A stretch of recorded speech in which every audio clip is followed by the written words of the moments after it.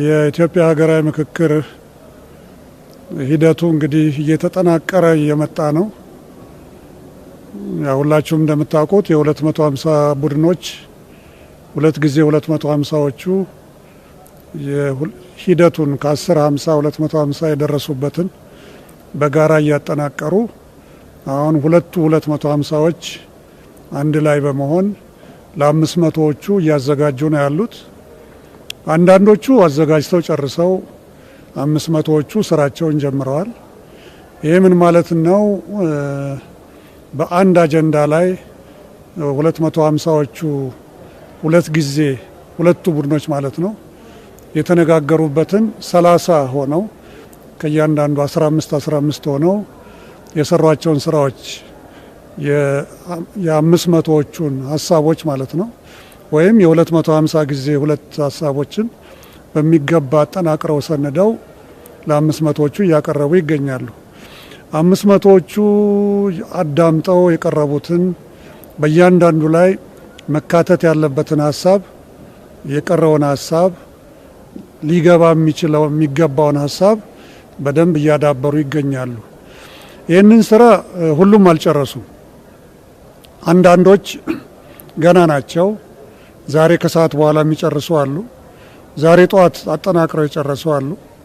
ስለዚህ ዛሬ ጠዋት እና ከሰዓት በኋላ አጠናቅረው የሚጨርሱት ነገ ለ500ዎቹ ያቀርባሉ ማለት ነው። ዛሬ ከሰዓት በኋላ የማይጨርሱትና ነገ ጠዋት የሚጨርሱቱ ደግሞ ነገ ከሰዓት በኋላ ለ500 ቡድናቸው ያቀርባሉ ማለት ነው። እንግዲህ ይህ ሂደት እንደምትገምቱት ቀላል አይደለም። ለምን ከታች ጀምሮ ከ10 ጀምሮ ሲብላላ የመጣ ሀሳብ ብዙ ጥያቄዎችን ያስነሳል። አንደኛ 10 ላይ በነበርንበት ጊዜ ጥያቄዎቻችን አልተካተቱልንም የሚሉ ምክረ ሀሳቦቻችን አልገቡልንም የሚሉ 50ውም ላይ 250ውም ላይ ሊስተዋሉ ይችላሉ። በደንብ እንደሚገባችሁ በዚህ በአንድ ወር ሂደታችን ውስጥ በምክክር ሂደት ውስጥ የመጀመሪያዎቹ ምዕራፎች ብዙ አለመግባባቶች የሚታዩባቸው፣ መጨቃጨቆች የሚኖሩባቸው፣ ብዙ ስሜት ተጭነን የመጣንባቸውና እነኛን ስሜቶች ወደ ብዙሃኑ በምናመጣበት ጊዜ የኔ ስሜት፣ የኔ ጥያቄ፣ የኔ መብት እዚህ ውስጥ መግባት አለበት ብለን የምንጨቃጨቅባቸው ሂደቶች ናቸው። ይሄ በተለያየ ምክንያት ይመጣል። አንድም በየቡድናችን፣ በየፓርቲያችን፣ በየተቋሞቻችን መክረን የመጣንባቸውን ምክረ ሀሳቦቻችንን ወደፊት ለማስቀደም ካለን ፍላጎት የተነሳ፣ አለበለዚያ ደግሞ ከተለያዩ ብሔረሰቦች ከተለያዩ ተቋማት የመጣን እንደመሆናችን መጠን ለዘመናት አካባቢዎቻችን ስንጠይቃቸው የኖርናቸውን ጥያቄዎች በተገቢው ቦታ የምናንጸባርቅበት ነው ብለን ስለምናምን እነኛን ጥያቄዎቻችን ወደፊት የምናመጣበት ትክክለኛው አጋጣሚ ነው ብለን ከማመናችን የተነሳ እንግዲህ የተለያዩ ምክረ ሀሳቦች የሚመስሉ ጥያቄዎች ይመጣሉ። በዚህ ጊዜ ውስጥ አለመግባባት የሚመስሉ ነገሮች ይታያሉ። አንዳንድ ጊዜ ስሜቶችም ይመጣሉ። እኔ ያልኩት ነገር፣ እኔ ከታች ይዤ የመጣሁት ነገር ወይም እኔ ከቡድኔ ጋር ተወያይቼ ያመጣሁት ነገር ወደፊት ካልመጣልኝማ ልክ አይደለም የሚል ጥያቄ ይነሳል። አንዳንድ ጊዜ ልክ አይደለሙም አልፎ ተርፎ የምክክር ስነ ምግባራችንንም እስከ መጣስም ያደርሳል። አልፎ አልፎ የስነ ምግባር ጥሰቶች ሊታዩ ይችላሉ። አንዱን ተሳታፊ ወይም ሌላዋን ማንጓጠጥ ሊኖር ይችላል። ይሄ በጭራሽ በስነ ምግባር ደንባችን ላይ ተቀባይነት የለውም። ሀሳብ ላይ እንወያያለን፣ ሀሳብ ላይ እንመካከራለን፣ ሀሳብ ላይ በተወሰነ ደረጃ ክርክር የሚመስሉ ነገሮች እናቀርባለን እንጂ ሀሳብን ያቀረበውን ሰው ግን መደፍጠጥ ወይም ማሳፈር ወይም ማሸማቀቅ የኢትዮጵያ ሀገራዊ ምክክር የስብሰባ ስነ ስርዓት ደንብ በጭራሽ የማይፈቅደው ነገር ነው። እስካሁን ድረስ የኢትዮጵያ ሀገራዊ ምክክር ኮሚሽን እነኚህን ነገሮች ሁሉ ችሎ ነው እዚህ የደረስ ነው። ለምን 4000ም ተሳታፊዎቻችን ትልልቅ ሰዎች፣ ትልልቅ ሴቶች ናቸው። 4000ም የ120 እና 130 ሚሊዮንን ስሜት ከጀርባቸው ይዘው ነው ወደዚህ አዳራሽ የመጡትና እነኚህ በትልቁ የምናከብራቸው ናቸው። እነኚህ ሰዎች ባለፈው እንዳልኩት ከልሂቅ እስከ ደቂቅ ናቸው። እነኚህ ሰዎች ባለፈው እንዳልኩት ከሚኒስትር ጀምሮ እስከ አርብቶ አደር እስከ አርሶ አደር ድረስ ናቸው። የሚከበር ሀሳብ ይዘው ነው የመጡት። ስለዚህ በዚህ ስነ ምግባር ሂደት እንሂድ ካል እንደ ትምህርት ቤት አንተ ይህን አጥፍተሃል፣ የመጨረሻ ማስጠንቀቂያ፣ አንቺ ይህን አጥፍተሻል፣ በዚህ ስነ ምግባር መሰረት ከዛሬ ጀምሮ እዚህ ስብሰባ ላይ አትገኝም የምንልበትን አግባብ አልተከተልንም። ስለዚህ አሁንም የምናሳስበው ለተመካካሪዎቻችን፣ ለአመካካሪዎቻችን፣ ለፓነል ኦፍ ኤክስፐርቶቻችን፣ ለሁላችንም እኔንም ጨምሮ የማስተላልፈው መልእክት ቢኖር በዚህ ምክክር ሂደት ውስጥ አንደኛው መርህ መከባበር ነው። ሁለተኛው መነጋገር፣ መደማመጥና ወደ መሀል መምጣት ነው። ሶስተኛው ትልቁ ነገር ልናሰምርበት የሚገባው ነገር ቢኖር በየመንደራችን በየአካባቢያችን ይዘን የመጣነውን ጥያቄ እዚህ መልሰን ልንሄድ አይደለም። እዚህ የመጣ ነው ሀገራችንን ኢትዮጵያን ማዕከል አድርገን መሆን አለበት። ይሄ በትክክል ሊሰመርበት ይገባል። ሌላው ልናገር የምፈልገው ነገር ቢኖር እዚህ በአሁኑ ሰዓት ውሳኔዎች እየወሰንን አይደለም። እስካሁን ድረስ አንድም ውሳኔ በአንድም አጀንዳ ላይ አልተሰጠም። ምናልባትም ወደፊትም አይሰጥም። ውሳኔ የሚሰጠው ምንድን ነው? ምክረ ሀሳብ ነው። ምክረ ሀሳብ በእያንዳንዱ አጀንዳ ላይ እንደዚህ ቢሆን አቅጣጫው በዚህ ቢሄድ እና ተግባራዊ አካላት ይህንን ቢያደርጉ ተብሎ ባለፈውም እንዳልኩት ለሕግ አስፈጻሚውም ለሕግ አስከባሪውም ወይም ደግሞ ለሕግ አውጪውም ለሕግ ተርጓሚው የሚተላለፉ ምክረ ሀሳቦች ይሆናሉ። ለፖለቲካ ፓርቲዎች የሚሰጡ ምክረ ሀሳቦች ይኖሩናል። ለሃይማኖት ተቋማት የሚሰጡ ምክረ ሀሳቦች ይኖሩናል እና ለተለያዩ ተግባራዊ አካላት የምንሰጣቸው ምክረ ሀሳቦች ነው እንጂ ልክ አሁን እንዲሁ እየተንሸራሸረ ያለው ሀሳብ በዚህ ሀሳብ ላይ ድምፅ ብልጫ ይሰጥበታል ሰሞኑን። ስለዚህ በጋራ ተመካክረው ከደጅም ከውስጥም ያሉ ሎቢ ተደርገው በዚህ ውሳኔ ላይ እንዲህ ሊያደርጉ ነው የሚባለው ነገር ከአሉባልታ ያለፈ አይደለም። ስለዚህ ይሄ ለሁላችንም ግልጽ ሊሆን ይገባል።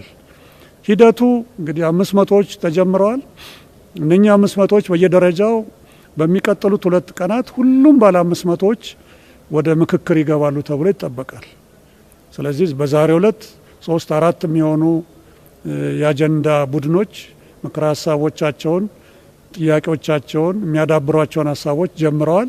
ሌሎቹ ደግሞ ቀሪዎቹ 3 እና 4 ደግሞ በነገው ዕለት ይከተሏቸዋል ማለት ነው። እንግዲህ ይህን ተከትሎ አንዳንድ ጥያቄዎች ጠይቃቸዋል። እነሱን እንግዲህ ለመመለስ እሞክራለሁ። የተወሰኑ የስራ ቡድኖች በ30 ቃለ ጉባኤ አጠናቃሪዎች በቀረባላቸው አጀንዳ ምክረ ሀሳብ ላይ የተወያዩ ነው። ትክክል ነው። የተወሰኑ ቡድኖች ደግሞ በ30 ቃለ ጉባኤ አጠናቃሪዎች የቀረበላቸው ቃለ ጉባኤ እንዲሻሻል ሀሳብ ሰጥተው እያሻሻሉ ነው። ይህን ተናግሬያለሁ። እንግዲህ ከእናንተ ውስጥ የተነሱ ጥያቄዎች በርካታ ጭቅጭቆች፣ አለመግባባቶች እንዳሉ እየሰማን ነው። አንዳንዶች ሁኔታው የምክክር ሂደቱን ሊያደናቅፉ ይችላል የሚሉ ስጋት አላቸው። ኮሚሽኑ እንዴት ያየዋል? እንዳልኩት ነው። በዚህ በዳይቨርጀንስ ፌዝ ላይ ወይም በተበታተንበት ሰዓት ላይ እነኚህ ጭቅጭቆች አግባብ ነው ያላቸውን የትኛውም ስለ ዳያሎግ ብታነቡ የመጀመሪያዎቹ ሂደቶች የመጀመሪያው ቀን ተናግሬያለሁ። መጀመሪያ 10 ላይ ሆነን ተነጋገርን። ጥሩ ነበረ። በጣም እየተስማማን የሄድን መሰለ። 50 ላይ ስንደርስ 5 ጊዜ 10 ሀሳቦች መጡ። አንዳንዶቹ የሚያጨቃጭቁን መሰሉ። እንደገና በ5 ስናባዛው ያንን የበለጠ የሚያጨቃጭቁን የሚመስሉ ሀሳቦች መጡ። ይሄ ተገቢ ነው። መጨቃጨቅ አለብን። ተጨቃጭቀን ተነታርከን ነው ወደ መሀል የምንመጣውና ወደ መሀል ማለት ወደዚህ ወደ ፌዝ ኦፍ ኮንቨርጀንስ የምንለው ወይም ወደ መሰባሰብ ምዕራፍ ስንደርስ ያን ጊዜ የራሳችን የግል ሀሳቦቻችን እየጣል የጋራ ሀሳቦቻችንን ኢትዮጵያን እያማከል ወደ መሀል እየመጣን እንሄዳለን ማለት ነው። እንደውም እስካሁን ድረስ አንዳንድ የሚገርቡ ሀሳቦች ቀደም ብለው ወደ መሀል እየመጡ ነው። በሚገርም ሁኔታ ቀደም ብለው እንደው በጣም ያጨቃጭቁናል ብለን ምንፈራቸው የነበሩ ሀሳቦች ሁላቸውም ህዝቦቻችን ይሄማ የኛ ነው፣ ይሄማ አንድ የሚያደርገን ነው፣ ይሄማ የጋራ የሚያደርገን ነው እያሉ የመጡባቸው ወደፊት በሂደት የምታውቋቸው ቀደም ብለው ገና በጠዋቱ ወደ መሀል የመጡ አጀንዳዎችና የአጀንዳ ጥያቄዎች አሉ። የተለያዩ የምክክር ባለድርሻ አካላት በሂደቱ ላይ ቅሬታዎች እየቀረቡ እንደሆነ ይሰማል። ምን አይነት ቅሬታዎች በነማን ቀረቡ? ኮሚሽኑ ምን ምላሾች እየሰጠ ነው? እንግዲህ እዚህ ያሉት ከ60 በላይ ፖለቲካ ፓርቲዎች አሉ። በርካታ ሃይማኖት ተቋማት ተወካዮች አሉ። እጅግ በርካታ የሆኑ የማህበረሰብ ተወካዮች አሉ። ሁላቸውም የየራሳቸው ጥያቄዎች ይኖራሉ። ቀደም ብዬ እንዳልኩት ሁላቸውም የየራሳቸው አጀንዳዎች ቀድመው ከፊት እንዲቀርቡላቸው ይፈልጋሉ እና በዚህ ሂደት ውስጥ አቤቱታዎች ይኖራሉ። የኔ ሀሳብ በዚህ ቃለ ጉባኤ ላይ አልተካተተልኝም፣ በ50ው ላይ አልገባልኝም፣ በ250ው ላይ አልገባልኝም፣ አሁን ለ500 በሚቀርበው ላይ አልገባልኝም። ብዙ ጊዜ የሚያጨቃጭቁ የሚመስሉት ወደኛ ሲመጡ የሪፍሬሚንግ ወይም ሪፍሬዚንግ ወይም ሀረጎችን በትክክል ማስቀመጡ ላይ ነው። ይሄ እኮ ብሔር ብሔረሰቦችን የሚነካ አገባብ ነው፣ አያያዝ ነው፣ ለምን ወደዚህ አይቀየርም? ወይም ደግሞ በእንደዚህ አይነት ስብሰባ ላይ እኮ አንድ ሰው ብድግ ብሎ እኔን አንጓጠጠኝ፣ እኔን ሰደበኝ ጭራሽ፣ ይሄ በትክክል የምንቀበለው ነገር አይደለም። ወይም የኔን አካሄድ ተቃወመ፣ ወይም እኔን ከዚህ ቡድን ጋር ለጠፈኝ፣ ይሄም መፈረጅ በጭራሽ የሚመከር አይደለም በዳያሎግ ሂደት ውስጥ። ግን እንዳልኩት በየጊዜው እንደምንለው የአፍ ወለምታዎች ያጋጥማሉ። እዚህ ላይ ነው እንግዲህ እየተቻቻልን እዚህ የደረስ ነው። አንዳንዶች ስለ መቻቻል ብለው የሀገር ኃላፊነትን ወደፊት በማስቀደም እነኚህ እንደዚህ አይነቶች የሚቀርቡትን ነገሮች ችለው የሚያልፉ አሉ። ሌሎች ግን በቅሬታ መልክ ያመጧቸዋል። ስለዚህ የኢትዮጵያ ሀገራዊ ምክክር ኮሚሽን የቅሬታ መቀበያ ዘዴ አለው። ቅሬታዎችን የሚቀበሉ ከፍተኛ ኤክስፐርት አሉ። እሳቸው ደግሞ ያንን ከጓደኞቻቸው ጋር ሆነው በሚቀባ አቀናብረው ለከፍተኛ ለሊድ ኮሚሽነሮች ያቀርባሉ። እነኛ ኮሚሽነሮች ካዩ በኋላ ውሳኔ እንዲሰጡ ያደርጋሉ። አስፈላጊ ከሆነ ወደ ኮሚሽኑ ምክር ቤት ያቀርባሉ። አለበለዚያ ግን በእንደዚያ እንዲወሰን ይደረጋል። ስለዚህ ኮሚሽኑ እስካሁን ድረስ የተለያዩ ፖለቲካ ፓርቲዎችን በተናጠል አግኝቷል። ኮሚሽኑ የተለያዩ የእምነት ተቋማትን መሪዎችንም ጭምር አግኝቷል። ምክንያቱም ያሉ ስሜቶችን እንዲረጋጉና ወደፊት እንዲሄዱ ማድረግ እንዲቻል እነሱንም አግኝቶ አነጋግሯል። ብዙዎቹ ደግሞ ፖለቲካ ፓርቲዎችም ሆነ የሃይማኖት ተቋማት መሪዎች ትልቅ ድጋፍ እየሰጡ ነው ያሉት እስካሁን ድረስ።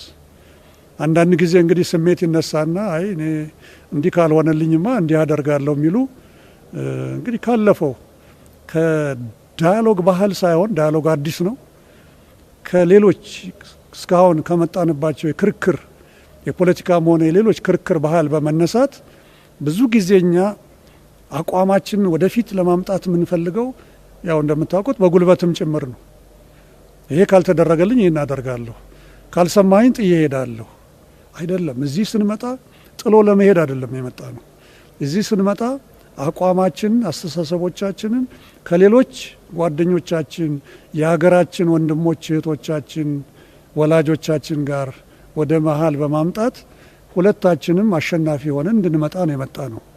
አሸንፎ ለመምጣት ቢሆን እውነት ነው። ካልሰማኝ ጥዬ እወጣለሁ። የኔን ቃል ካልሰማ ልክ አይደለም። እኔ ተማርኩ ስለሆነ እኔ እውቀት ያለኝ ሰው ስለሆንኩ የኔንም አካል ተከተልክ ምኑን ነው ማለት ይቻላል። ትልቅ እውቀት ይዘው የመጡት ከወረዳ ይዘው የመጡት ደግሞ እህት ወንድሞቻችን ደግሞ እነሱም እውቀት ይዘው መጥተዋል። እነሱም መደመጥ አለባቸው። ስለዚህ እነሱም እንዴ እኛ አርሶ አደር ስለሆነ ነው አርብቶ አደር ስለሆነ ነው የማንደመጠው እንዲህ ከሆነማ ሊሉ ይችላሉ። እስካሁን ግን እንደዚህ አይነቱ ነገር አላጋጠመንም። ስለዚህ በዚህ ሂደት ውስጥ አልፎ አልፎ የሚያጋጥሙ ነገሮች አሉ። ግን እስካሁን እንደው በውጭ ይሰማል እንደሚባለው ምንም ያጋጠመን ይሄ ነገር አያስፈልገኝ የሚል ነገር አላጋጠመንም። ሁላቸውም እንደምትጠይቋቸው ከዚህ ሲወጡ በጣም ደስ ብሏቸው ከውጭ የመጡትም ወገኖቻችን የሆነ እዚህ ሀገር ውስጥ ተሳታፊዎቻችን በጥሩ ሁኔታ እየተከታተሉ ነው የሚገኙት። የሁሉም አጀንዳዎች የምክክር ሂደት በኩል ደረጃ እየተከናወነ ነው ወይ የሚል አለ። አይደለም። እንትኖች ይለያያሉ፣ አጀንዳዎች ይለያያሉ። አገር ግንባታ እንደምታውቁት በጣም ሰፊ ነው። የተቋማት ግንባታ፣ የመንግስት አወቃቀር የመሳሰሉት በጣም ሰፋፊ ናቸው።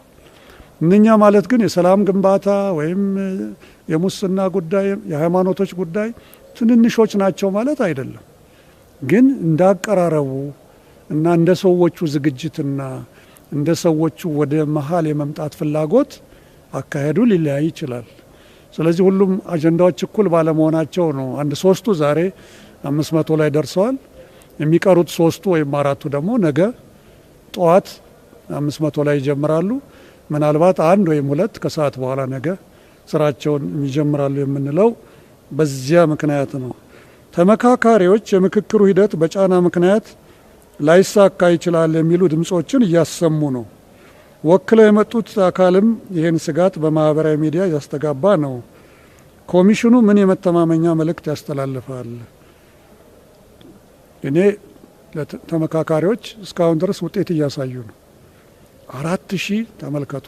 8 ቦታ 500 ሆነው በስነ ስርዓት እየተመካከሩ ነው። 4000 ከተለያዩ ቦታ የመጡ ህዝቦች ወገኖቻችንን ይዞ እዚህም እዚያም አልፎ አልፎ ድምጾች ጎላ ብለው ተሰሙ ማለት ምንም አይደለም። ትምህርት ክፍል ውስጥ እኮ 30 ተማሪዎች ያሉበት ክፍል ውስጥ እኮ አንዳንድ ጊዜ እኮ ጩኸት ሊሰማ ይችላል።